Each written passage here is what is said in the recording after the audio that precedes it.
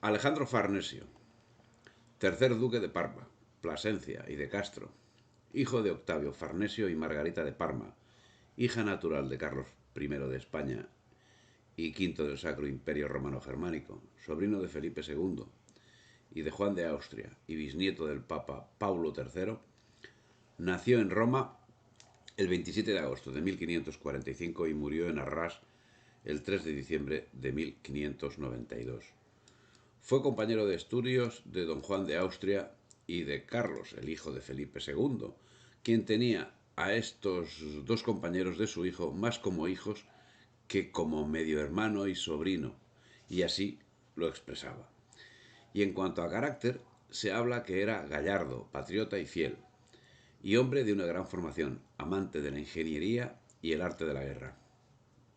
En marzo de 1557, Felipe II fue a Inglaterra con motivo de su matrimonio con María Tudor, y entre su séquito se encontraba su sobrino Alejandro, de 11 años. Contando 21, el 7 de octubre de 1571 participó como lugarteniente de don Juan de Austria en la batalla de Lepanto, al mando de 3 naves genovesas en la que demostró su arrojo asaltando a las naves contrarias en un acto en el que acabó haciéndose con el dinero destinado a pagar a los genízaros y con el que ganó el respeto de sus soldados. Acababa de nacer una leyenda. Ese mismo año, junto a los archiduques Rodolfo y Ernesto, continuó su lucha contra los otomanos hasta 1573, donde en 1572 mostró nuevamente valor y sangre fría para eludir una emboscada que habían tendido los turcos. Y disuelta la liga, permaneció en Parma hasta 1577, cuando, siendo don Juan gobernador de los Países Bajos y en ayuda de Luis de Requesens, fue nombrado comandante de los tercios.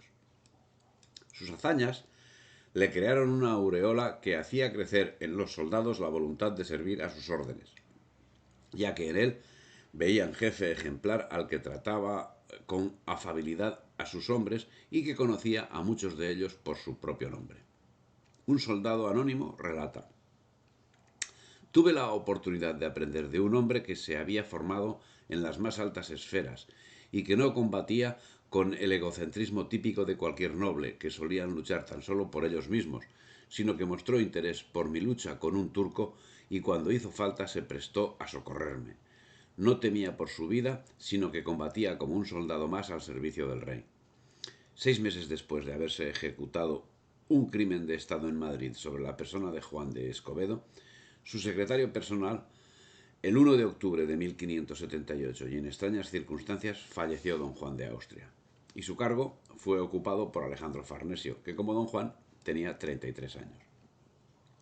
Como nuevo gobernador, en 1579 y con 17.000 soldados, derrotó a 25.000 soldados de Guillermo de Orange en Gembloux y recuperó las provincias católicas, en cuya victoria se ganó no pocas adhesiones de soldados del enemigo, que le puso el apodo de El Rayo de la Guerra.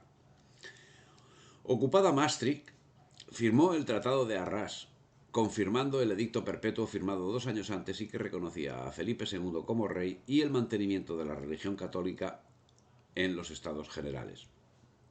Pero ese acuerdo exigía la retirada de las tropas españolas en Hainaut y Artois, aspecto al que Farnesio era reticente. Finalmente consiguió convencer a los miembros de la Unión de Arras y para 1582 tenía bajo su mando casi 60.000 hombres, de los que 8.000 eran españoles e italianos.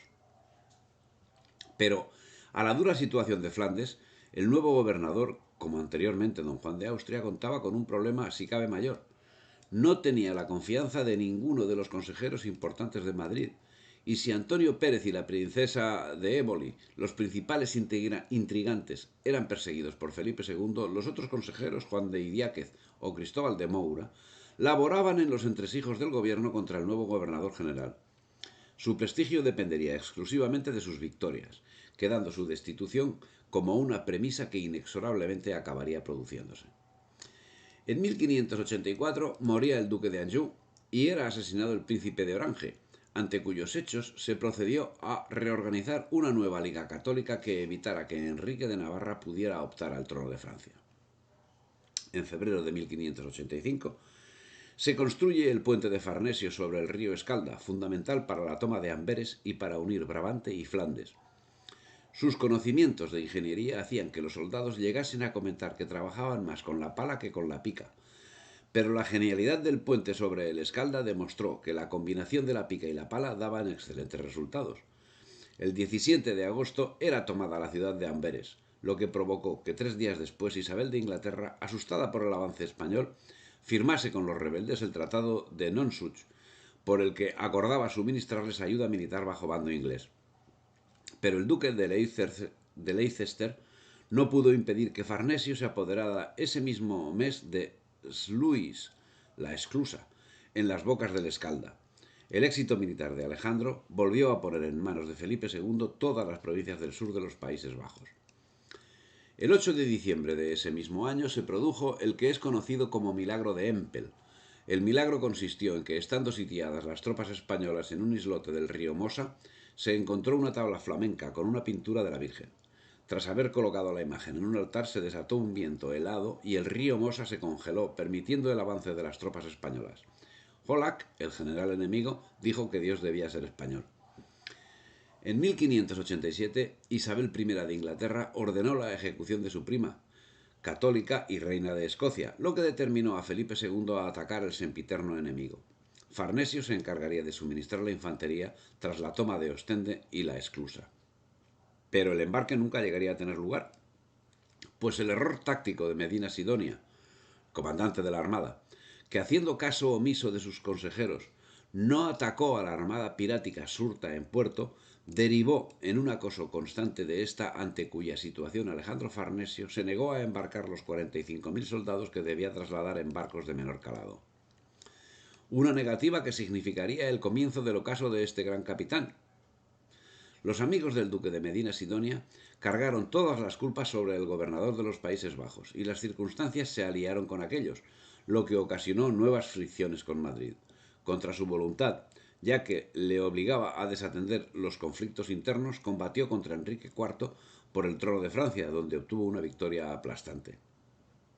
En 1592, su ejército liberó Rouen, cercada por el ejército francés de Enrique IV, al que venció de nuevo en la batalla de Aumale, con lo que aseguró el abastecimiento de París. Poco después regresó a Francia, donde el 25 de abril de 1592 fue gravemente herido en un brazo en el combate de Caudebec.